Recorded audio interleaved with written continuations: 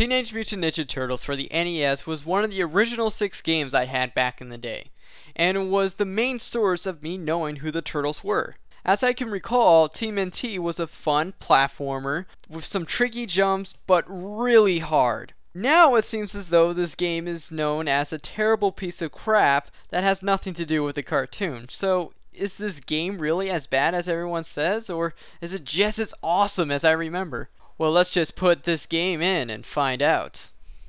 Okay, to start off, allow me to defend the game on 2 common complaints.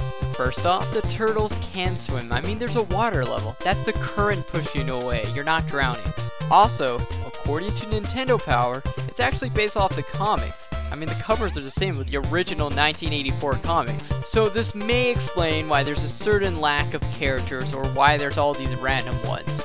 But either way, this does explain why there's a lack of the Turtles theme. And while we're on the topic of music, I have to say this game has some of the best 8-bit rockin' music the NES has. On top of that, the sound effects are really good, and the graphics are great. It's well detailed, well colored, and it looks just like a comic book. Not to mention, the levels seem to have their own color palette, so overall, the presentation is really good.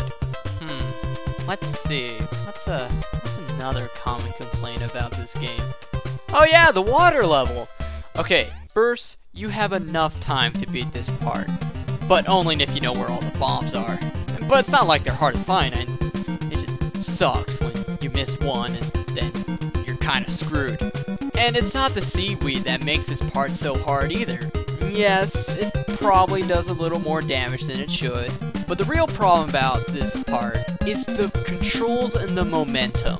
It's a little hard to explain. I mean, the controls, it seems like you have to force everything, and it doesn't seem very responsive at times. As for the momentum, it sucks. It takes too long to sync, and it takes too long to get moving. What this does is cause a lot of under and over swimming, which is why this room is such a pain to get through without losing so much life. Man, it's a good thing that the controls are far better on the surface. In fact, it's quite fun. The controls allow you to attack in 4 directions, on the ground and in air, and you have a nice variety of sub-weapons. Also, you could switch out your turtle anytime, which is a very nice feature. On the surface, the game is just way better and a lot more fun. So, why does this game get so much hate? I mean, there must be something that makes people hate this game so much, right? Yeah, it's called Level 3. The game seems to have 4 major problems. Before Level 3, they seem minor and unnoticeable. But once when you beat that damn level, these problems just seem to come and bite you in the ass all at once. First off, the game doesn't refill your life between levels. Of course, you can go in and out rooms and regain your life by picking up pizza. But since in Level 3, all the pizzas are in the middle of these massive rooms, so you'll end up losing more life than you'll actually gain. Okay, so you know that cool feature I mentioned before with the turtle switching? Yeah, so each turtle has like their own life bar. So essentially, each turtle represents a life. This feature's cool, but until you realize 2 of your lives are completely useless. First you have Michelangelo, who can hit harder than Leonardo, but since he has such a short range, he'll end up getting his shell kicked. And then you have Raphael, who's just as weak as Leonardo, but has even a shorter range than Mikey. Oh, and one more thing. Neither Mikey and Raph can hit directly below them, making them completely open above enemies. Speaking of enemies, they too are a problem. Why? Well, because there's just too many of them. They give you little to no breathing time, and they just keep coming. Also, there's like 2 different sets of enemies that keep changing, ruining any strategy you could have. Now, to be fair, a flying enemy will be replaced with another flying enemy. But the problem is, some enemies will be tougher than the other, and some will have a bigger hitbox. But the biggest problem of this game is the level design, and Level 3 has the worst of it.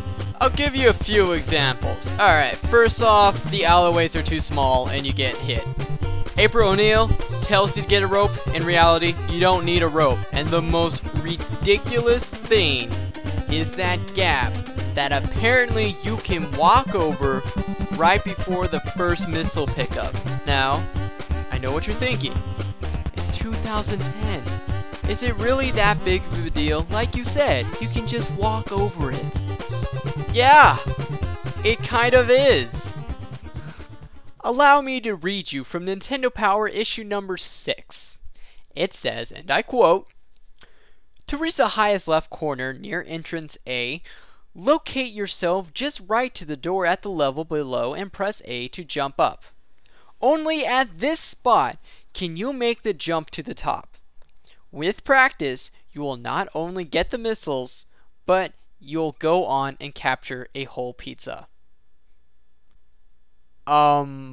Wow.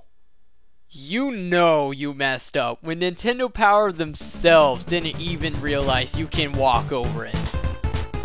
Now, it took me a while, but I think I finally figured out what's going on here. There's momentum. Yeah, apparently you're running this entire time. How would you know that?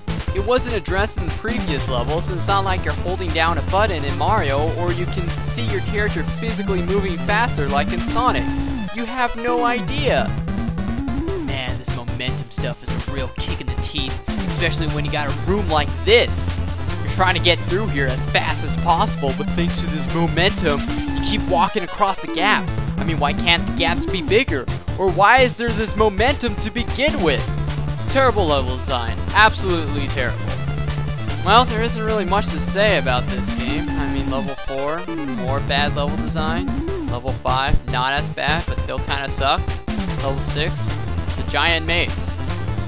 Little to no pizzas. It's okay. Overall, I don't think Teenage Mutant Ninja Turtles is as bad as everyone says it is, but it definitely isn't as good as I remember it. It's got some issues, but if you can look past those problems, then there's a fun game to play. Well, that's my thoughts for TMNT on the NES. I'm Retro out.